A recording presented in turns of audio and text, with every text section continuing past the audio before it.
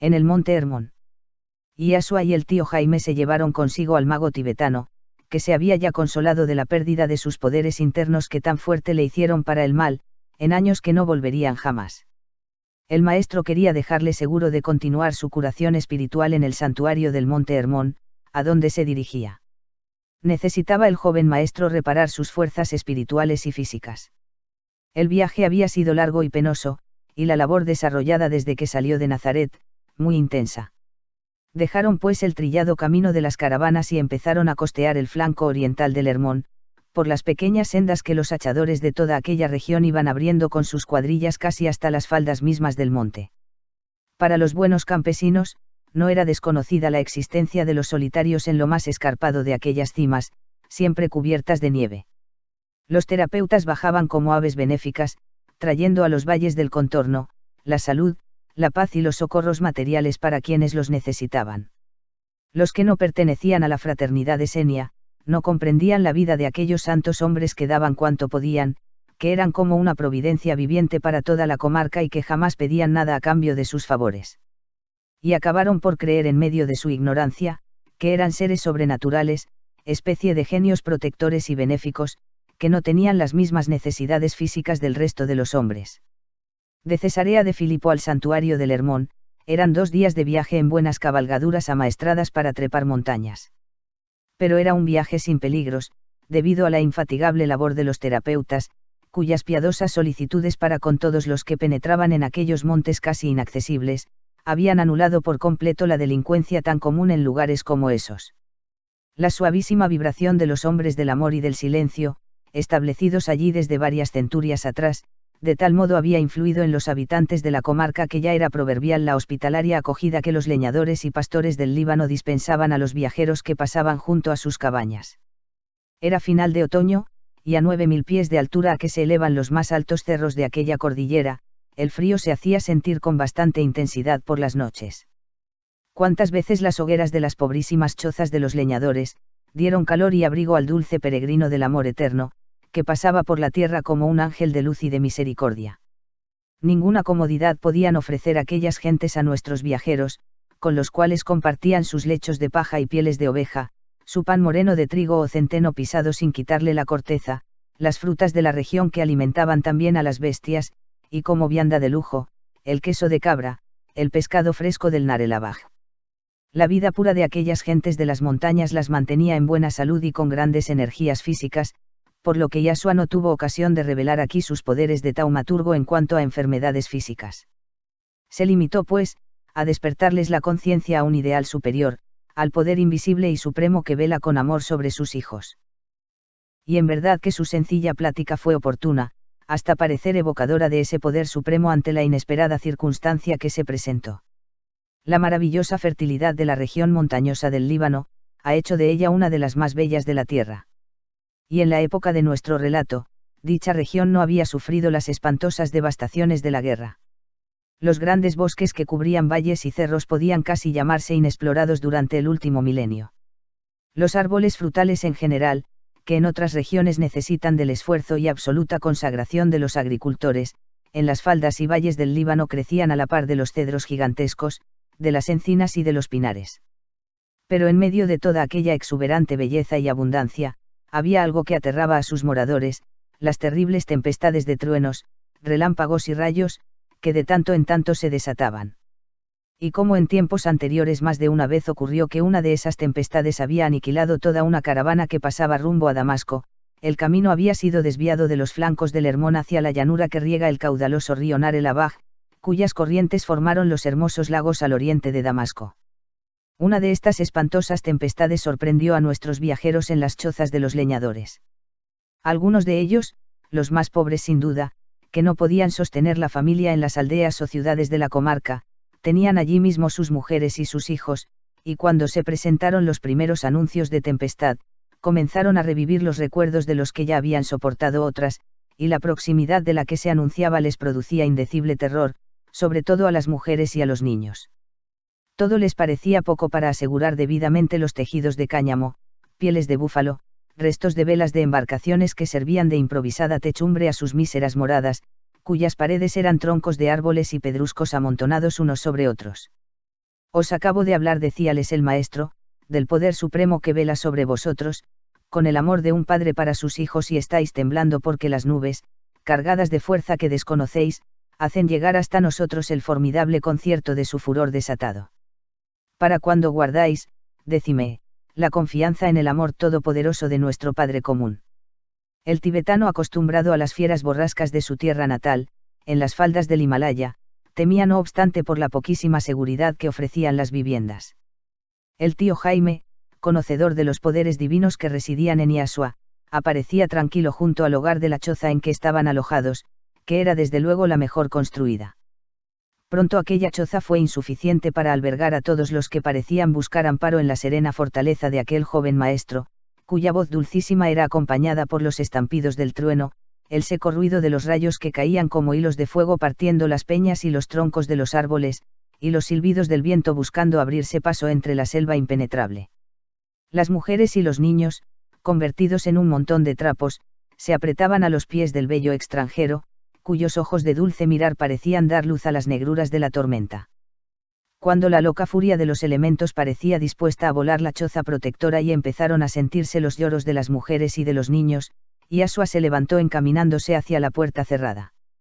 Iba a quitar la fuerte vara de encina que la cerraba y se volvió a los aterrados seres que lo miraban con espanto, para decirles: vuestro Padre Celestial os ama tanto, y vosotros no lo comprendéis y ni aún lo creéis. De pie en la puerta abierta de la choza, tomó su gran manto blanco por un extremo y el fuerte vendaval lo agitó como una oriflama. Mas, no su mandato, sino la inmensa fuerza espiritual que le daba su unión con las inteligencias superiores de sus alianzas eternas, sumergidas todas como un solo pensamiento en la divinidad, apagó las furias de los elementos desatados, quedando solamente el caer sereno de la lluvia que fertilizaba los campos. Cerró nuevamente la puerta, se embozó en su manto y ocupó su lugar junto a la hoguera casi apagada. Un silencio de estupor mantuvo a todos en una quietud de muerte. Los niños se habían dormido y las mujeres no sollozaban, sino que, con sus grandes ojos de gacelas asustadas, miraban al maestro como hubieran mirado a un fantasma o genio benéfico que se hubiera aparecido entre el fragor de la tempestad. Adivinando el maestro lo que pasaba por ellos, con su afable modalidad de siempre, les decía: estoy seguro de que ahora me tenéis a mí, tanto miedo como a la tempestad que se ha evaporado. Pensáis si seré un fantasma, un genio, un dios del bosque detenido en vuestra choza. Señor, Señor. Se oyeron muchas voces. Pensamos que eres más poderoso que los demonios de la tormenta y que eres tú ese Padre Celestial de que nos hablabas hace unos momentos.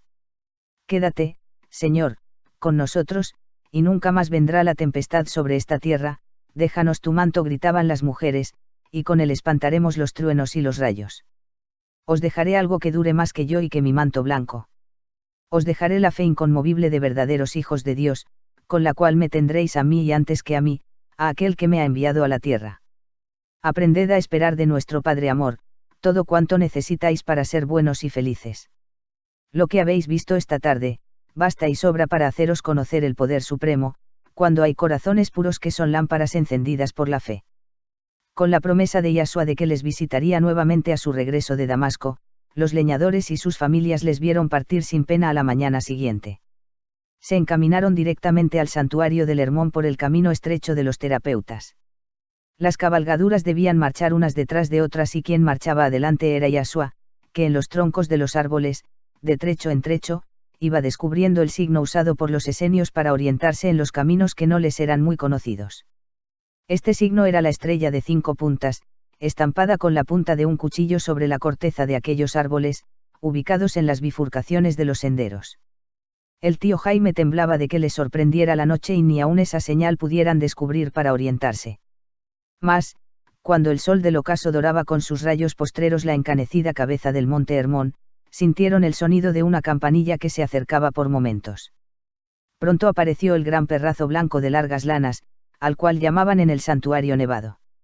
Iasua saltó de su asno para acariciar al noble animal, que agitaba amistosamente su cola como un borlón de seda. Tú no puedes ser aquel, con quien yo jugaba cuando tenía 5 años, decíale con inmenso cariño, como si el animal pudiera entenderle y contestarle. Pero te pareces tanto a él, continuaba, que voy creyendo en un milagro de longevidad. No pasó mucho tiempo y aparecieron dos terapeutas jóvenes trayendo de la brida 3 asnos ensillados y listos para montar. ¿Quién avisó nuestra llegada?, preguntó asombrado el tío Jaime mirando a Yasua y a los terapeutas. La voz del silencio, dijo sonriendo uno de ellos, a la vez que miraba al tibetano ante el cual no debía hacer manifestación alguna. Con aviso o sin aviso, dijo el tío Jaime, habéis vencido el gran temor que me abrumaba hasta hace unos momentos, viendo acercarse la noche en estos desfiladeros. Cambiaron de cabalgaduras dejando que los asnos, fatigados, siguieran tras de ellos sin esfuerzo alguno. Y Yasua les explicó el caso del tibetano que debía hospedarse en el refugio de los viajeros, fuera del santuario. Uno de los terapeutas se encargó de él, y Yasua le recomendó permanecer allí en completa tranquilidad, donde nadie podría causarle daño alguno.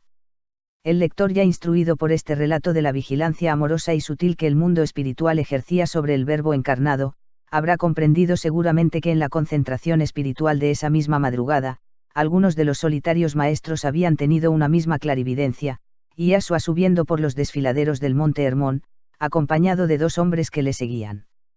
Y una misma voz interna, profunda y sin ruido, que les había dicho, viene a vosotros a fortalecer su espíritu agotado por el continuo dar y nunca recibir. Palabras breves y concisas, pero que lo dicen todo para aquellos maestros de almas, profundamente conocedores de lo que significa y son, esas eternas dádivas de las almas adelantadas hacia los pequeños y desposeídos de toda grandeza espiritual. Desde que tuvieron esta noticia, los 40 solitarios del Hermón, dejaron por ese día todo trabajo material, que pudiera distraer su mente de lo único que importaba por encima de todas las cosas, la ayuda espiritual que el ungido de Dios venía a buscar en el silencio armonioso de sus grutas, llenas de soledad y de amor. La magnificencia divina, la inefable plenitud del amor eterno se desbordó como un torrente en los moradores del Hermón, olvidados de sí mismos, para entregarse en amorosa oblación a la energía suprema, dispensadora de todo cuanto las almas necesitan para el fiel cumplimiento de sus misiones sobre la tierra. Y cuando el sol comenzó a declinar, salieron del santuario los dos terapeutas con los asnos y nevado, tal como ya lo han visto nuestros lectores.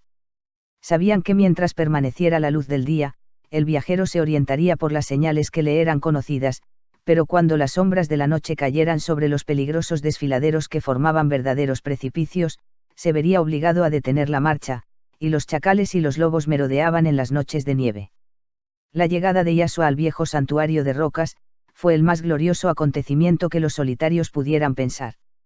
Rememoraron los días lejanos ya de la persecución de Herodes, cuando el santo niño fue llevado allí por sus padres para ocultarle de la furia del idumeo, que temía en Yasua al libertador de Israel. Varios ancianos de aquel tiempo, habían entregado sus cuerpos ya agotados al descanso de los sepulcros de roca, pero más de la mitad de ellos vivían aún, cargados de años y de merecimientos. Se les representaba de nuevo aquel niñito vivaz, juguetón y alegre, a veces melancólico y pensativo otras, en que parecía que sus ojos de infinita dulzura se llenasen de lágrimas sin motivo alguno aparente. Seguramente la grande alma del Cristo sufría la nostalgia del cielo de los amadores que había dejado para bajar a los sombríos fangales de la tierra. ¿Cómo comprender Dios del amor, sabiduría infinita, cómo comprender ni penetrar los sueños divinos del subconsciente del Cristo, encadenado en una materia que tornaba borrosa e imprecisas las radiantes imágenes de su mundo interior? Confidencias como esta se habían hecho unos a otros los maestros del Hermón, 25 años atrás, mientras observaban tan de cerca las modalidades todas del Verbo eterno en su vida infantil.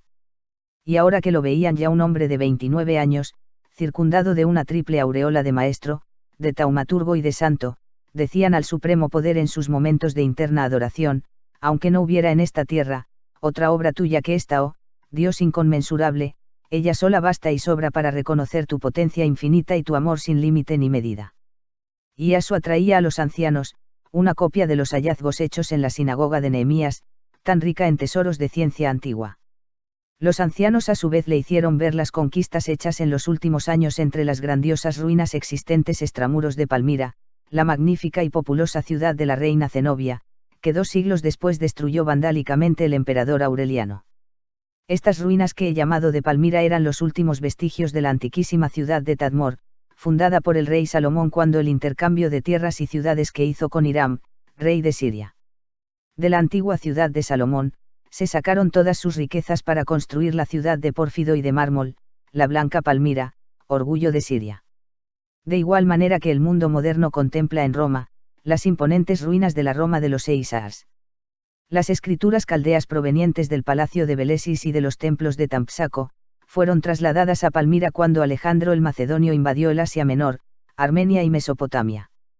El palacio de Belesis era una enorme fortaleza y templo a la vez, mandado construir por Gudea rey de Caldea y fundador de la ciudad de Sirteya, 3580 años antes del nacimiento del Cristo.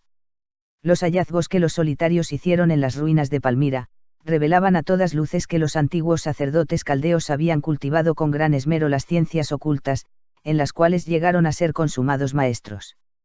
La astrología, la astronomía, la magia en todos sus aspectos, fueron sus conocimientos preferidos, con los cuales no hicieron grandes progresos morales ni espirituales los pueblos a los cuales mantenían aterrados con los terribles dioses arbitrarios y vengativos, reclamando continuamente los sacrificios sangrientos. Mas, los maestros esenios habituados al sistema de ocultamiento para los pueblos, habían encontrado detrás del obscuro simbolismo, las grandes verdades que se hermanaban en muchos puntos con las escrituras prehistóricas, cuyo origen remontaba a los dáctilos del Ática y a los cobdas del Éufrates. Observaron pues, que las características de que adornaban a los dioses presentados a la adoración del pueblo, eran los que correspondían a los principales planetas de nuestro sistema, y a las grandes estrellas visibles desde la Tierra. Pero aquellas antiguas escrituras no habían sido hechas en papiros ni en telas enceradas sino en plaquetas de barro cocido, que apilados unos al lado de los otros, formaban los numerosos tomos de una obra colosal. Cada dios tenía su historia, concordante con la ciencia de los cobdas, sobre las humanidades que habitaban aquellos mundos siderales y su género de vida y el grado de su evolución.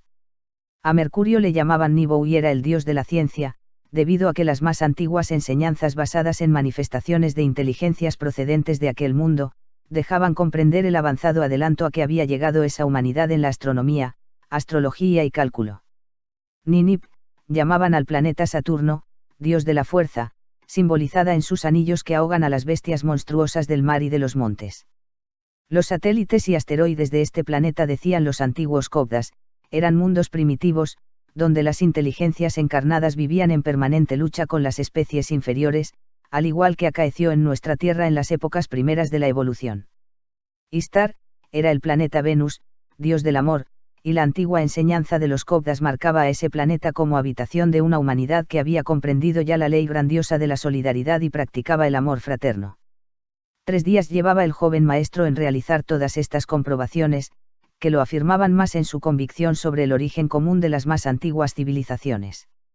Buscando los ancianos su descanso mental, le sacaron de entre las arcaicas escrituras caldeas, y el 4º día de permanencia en el santuario, quisieron llevarle a visitar la gruta en cuyos peñascos exteriores aparecía la enorme grieta por donde se lanzaba con fuerza de torrente, el agua que daba origen al célebre río Jordán, que recorriendo de norte a sur, Siria y Palestina, iba a vaciarse en el Mar Muerto.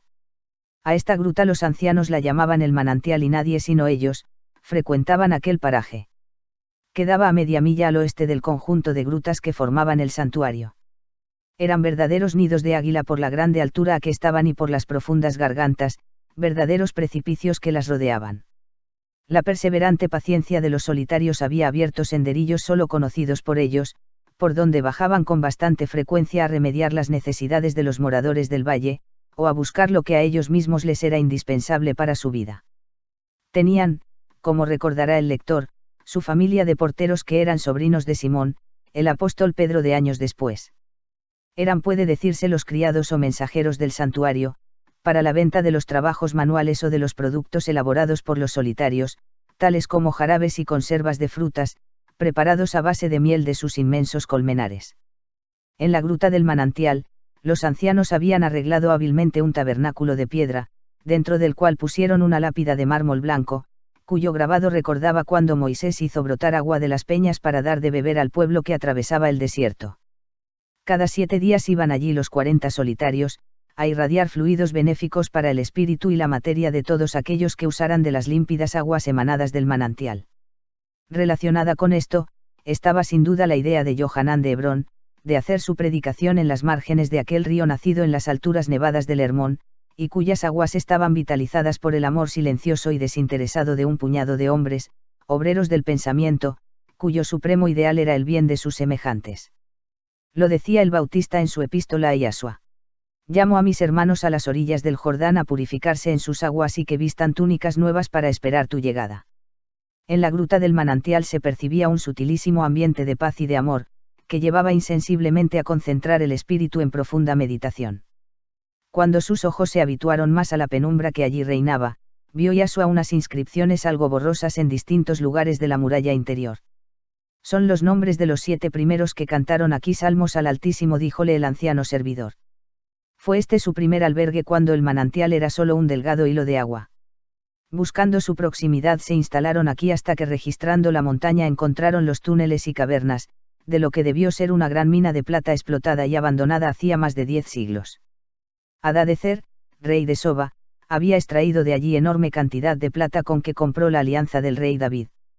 Y Yasua filósofo pensaba, en estas grandes excavaciones se derramó el sudor y la sangre de innumerables esclavos para satisfacer la ambición de los poderosos, y desde ellas se elevan hoy a Dios, los pensamientos de amor y de fe de los que buscan el bien, la dicha y la justicia, para los pequeños desheredados. La ambición abrió las entrañas de las rocas para extraer sus tesoros, y de allí mismo, otros hombres sin intereses y sin ambiciones, extraen tesoros de paz y de dicha para los que padecen y lloran. Oh, los ocultos caminos de Dios. ¿Quién acabará de conocerlos? El tío Jaime, que la noche antes había sido promovido al grado 4 de la fraternidad de Senia, llevando solo 2 años en el grado 3, se encontraba en ese instante junto a Yasua, pues ya no se usaba con él restricción alguna desde que el joven maestro les había hecho comprender hasta qué punto le estaba consagrado. Estaban allí reunidos 42 hombres de distintos grados de comprensión de la ciencia divina de Dios y de las almas, pero había en todos ellos algo que les igualaba, el grande amor al Verbo encarnado y el deseo de colaborar en su obra de redención humana. Debido a esto, la ley de afinidad se cumplía de modo admirable en ellos y tuvieron el mismo pensamiento, que la poderosa vibración de amor del Hijo de Dios, vitalice hasta en las entrañas de la roca las aguas de este manantial y que él sea una fuente perenne de salud y bienestar para todos los que se acerquen a ella. Y cuando todos pensaban esto, mirando el raudal que brotaba del peñasco, Yasua se acercó a él en silencio y sumergió ambas manos en la espumosa vertiente cuya fuerza las hacía temblar, tal como si fueran gráciles varas de nardos en flor que el correr de las aguas agitara fuertemente. Un trovador cristiano del primer siglo de nuestra era, cantó en versos musicales y diáfanos el abrazo del Cristo a las aguas del Jordán, y todos entendieron que era una alusión a cuando él entró en el río para ser bautizado por Yohanan, confundiéndose así con la multitud que buscaba ser lavada de sus culpas en las ondas del río sagrado. Mas, su primer beso de Hijo de Dios a las aguas del Jordán, tuvo lugar en este ignorado momento que acabo de relatar a mis asiduos lectores. Cuando regresaron al santuario, Yasua y todos sus acompañantes, sentíanse verdaderamente fortificados y renovados en la excursión a la gruta del manantial. Todos los dones de nuestro Padre Celestial, son hermosos, decía el maestro a los ancianos, pero el agua con la luz y con el aire, forman la divina trilogía que corona todas sus obras en la creación universal. Cuando hubieron tomado la refección del mediodía, volvió al archivo a remover nuevamente las plaquetas de barro cocido encontradas en las ruinas de Palmira. Buscó los viejos croquis o mapas de los remotos tiempos prehistóricos de Caldea y Mesopotamia, cuando tenían otros nombres que la humanidad había olvidado, país de Etea, país de Nairi, Urbau.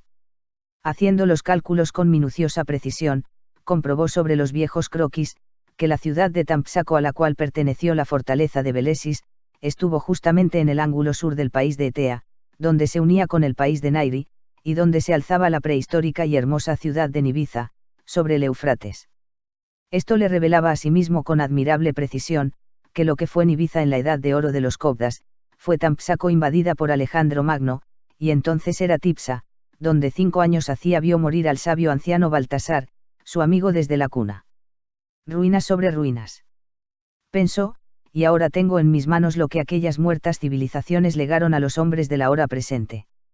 Y ayudado por 2 de los ancianos que eran maestros en la interpretación de lenguas muertas, pudieron leer en aquel informe montón de ladrillos de barro cocido, en que dejaron grabada su ciencia y su vida, los astrólogos y magos de Caldea y Asiria. Le llamó particularmente la atención una escritura estampada en 32 ladrillos cuyo título era este: Los muertos mandan. Los intérpretes fueron traduciendo, y Yasua escribiendo la traducción. Y cómo es este un asunto que interesa en todos los tiempos y a todos los seres que piensan y anhelan más y más conocimientos, creo oportuno transcribir aquí la traducción copiada por el joven maestro. Eran 3 relatos diferentes. Uno sobre el cataclismo del valle de Sidín, del que resultaron incendiadas Sodoma, Gomorra y 3 ciudades más, y de las cuales solo quedaban como recuerdo vivo el mar muerto con sus aguas venenosas y estériles. El otro se refería al valle de Gor, por donde ahora corre el río Jordán, que inició su curso cuando la roca del Hermón abrió aquella grieta y el agua comenzó a correr.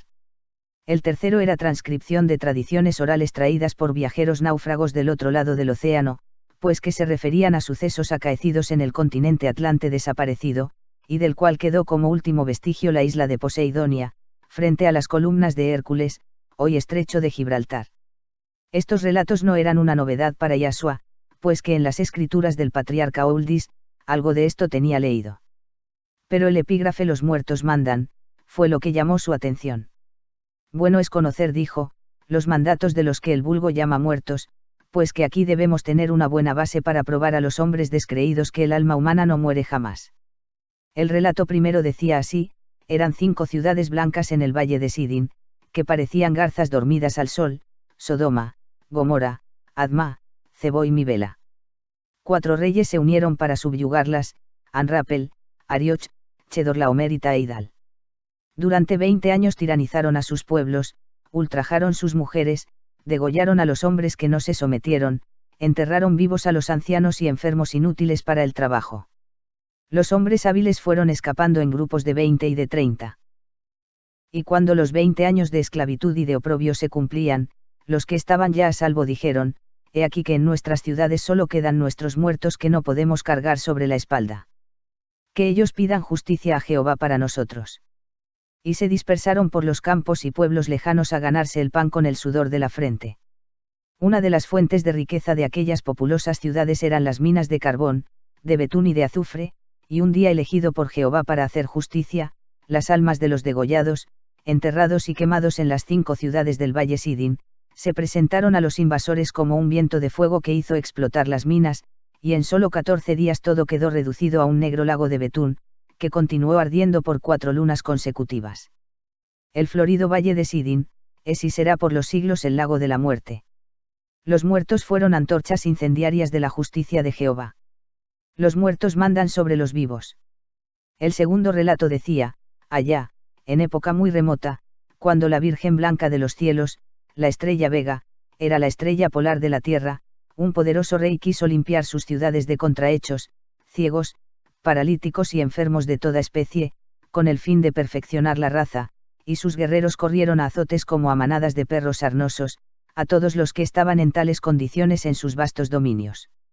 Los empujaron hacia el profundo barranco de Gor, para que los devorasen las fieras o perecieran de hambre, pues solo crecían allí zarzales espinosos y no había ni un solo pozo de agua. Más de la mitad pereció de hambre y de sed a los pocos días, otros muchos fueron devorados por las fieras, y los pocos que sobrevivieron querían huir hacia otras regiones en busca de agua y frutas silvestres, lloraban amargamente por dejar allí abandonados los huesos de sus muertos. Pero las almas errantes les aparecían en el sueño y les decían: esperad un día más, que el Dios de los vivos y muertos está pronto a haceros justicia.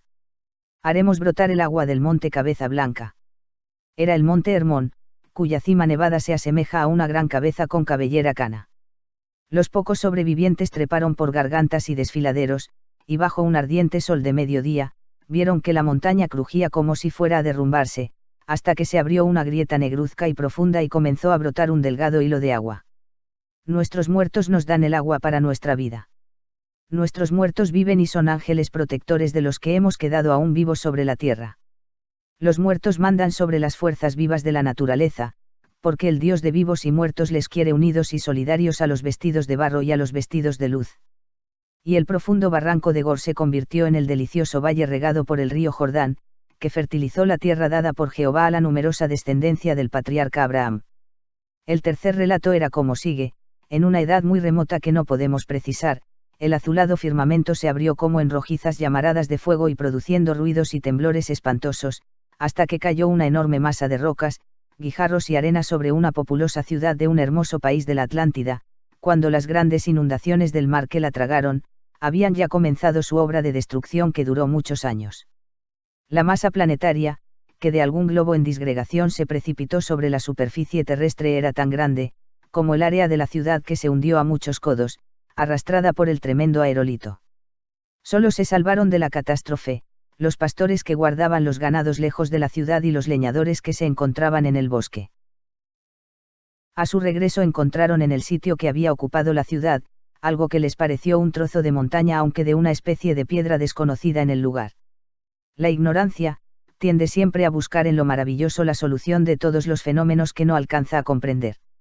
Y enseguida se pensó en la cólera de los dioses que habían aplastado la gran ciudad con una piedra, como aplasta un chicuelo un lagarto indefenso.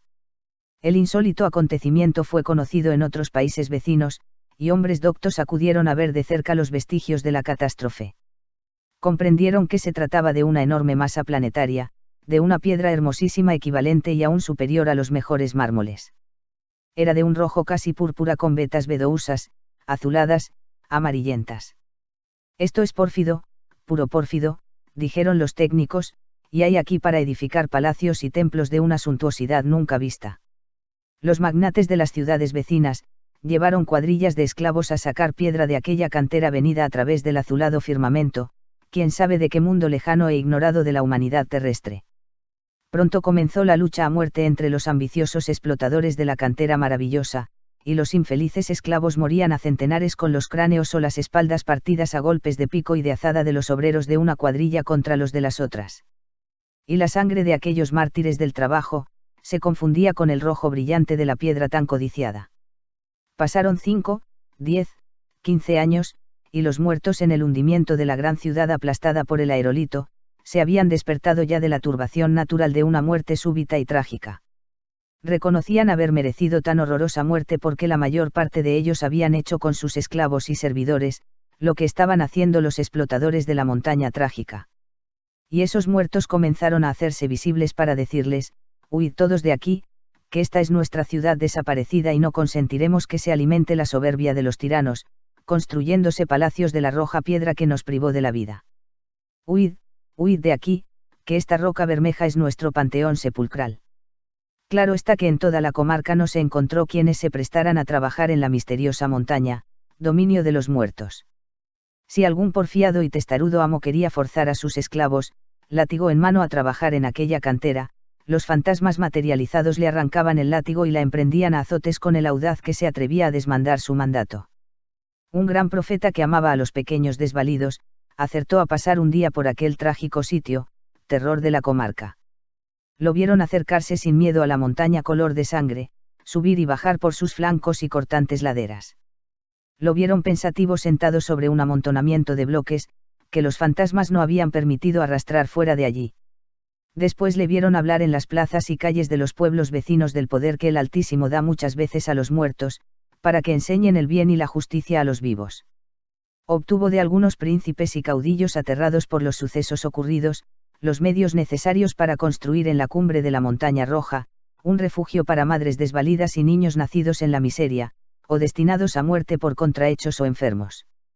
Esto fue del agrado de los muertos que defendían la montaña, y la casa cuna, asilo de madres, fue rápidamente levantada sin que los obreros sufrieran molestia alguna. Esto permite suponer que los muertos en la catástrofe, tomaron la materia para realizar una nueva vida en aquel mismo refugio de madres y de huérfanos, allí donde una terrible experiencia les había enseñado que la maldad jamás conduce a la dicha, y que la justicia divina vence siempre a la soberbia de los hombres. Aquel profeta se llamaba Antulio, y 3 años después moría envenenado por los sacerdotes y reyes, que veían en su enseñanza a los pueblos un peligro para su dominación. Pocos años después, las bravías aguas del océano desbordaban sobre aquella parte del continente, inundándolo todo.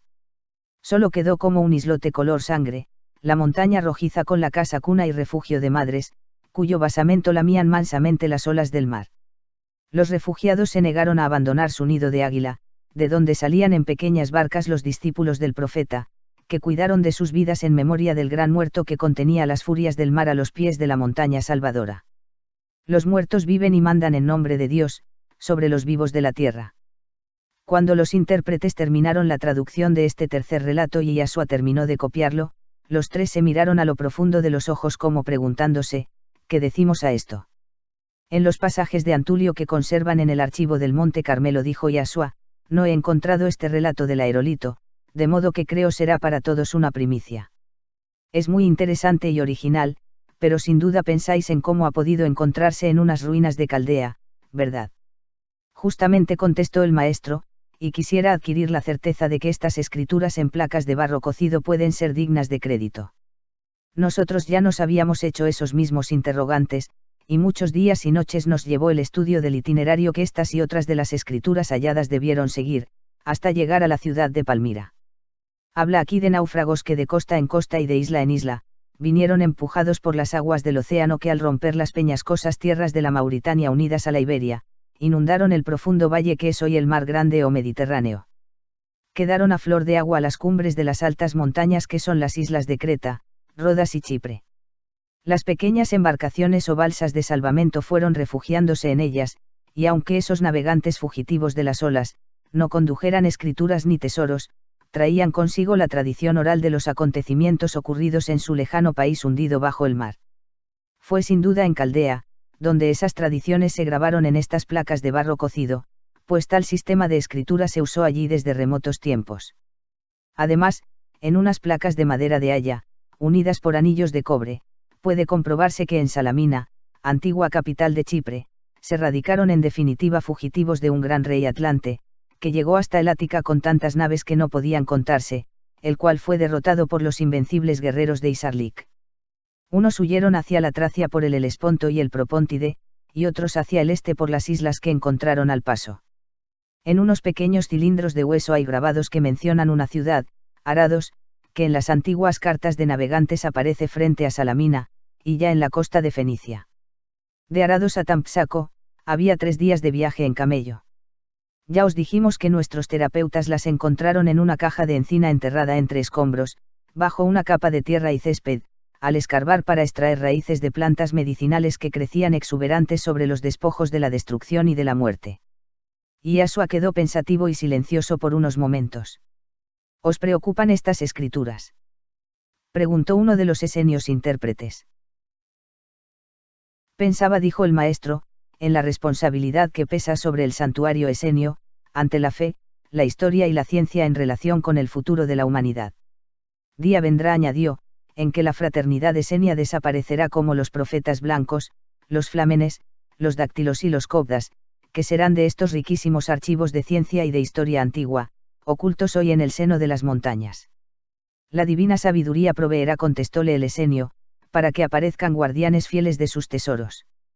Y en último caso, aunque todo fuera destruido por la inconsciencia y la ignorancia de los hombres, ellos no pueden destruir el eterno archivo de la luz increada, en el cual siguen viviendo como en letargo, hasta los pensamientos más fugaces de los habitantes terrestres. ¿Crees que nosotros mismos, eternos vivientes, no podemos referir a la humanidad del futuro los acontecimientos de las edades pasadas? ¿Acaso hay algo imposible para el poder soberano dentro de la inmensa órbita de su ley inmutable? El maestro exhaló un profundo suspiro, como si su corazón se aliviara de un peso enorme, y dijo con una voz de inspirado: yo sé que luego de mi partida de la tierra, vendavales furiosos arrancarán mi siembra de hoy, y hálitos de tragedia empaparán de sangre los caminos de mis continuadores, mas, el Padre me da tal plenitud y firmeza en mi fe sobre el triunfo definitivo de mi ideal sublime de amor, que toda vacilación me es imposible, y mi espíritu rechaza con horror hasta la sombra imperceptible de una duda. Y nosotros contigo, Yasua, hasta el último aliento de la vida, clamaron ambos estrechando las manos del joven maestro. Al siguiente día, muy de mañana, bajaban de su nido de águila todos los solitarios acompañando al viajero hasta una meseta de la montaña, en el sitio preciso del nacimiento del río Habaná en el flanco oriental del Hermón. El camino sigue el curso del río, le dijeron, cuya corriente da vuelta por el norte a las murallas de Damasco. ¿Queréis la compañía de un terapeuta práctico en la ciudad? Para el viaje tengo bastante con el tío Jaime, pero ¿acaso en la ciudad podrá serme necesario?, contestó el maestro. Los terapeutas más jóvenes eran 6 y como todos quisieran acompañarlo, echaron suertes y fue favorecido el más joven de ellos, natural de Ecdipa, en la provincia Galilea. Su nombre era Cebeo, y fue uno de los 12 apóstoles que acompañaron al Cristo hasta su muerte.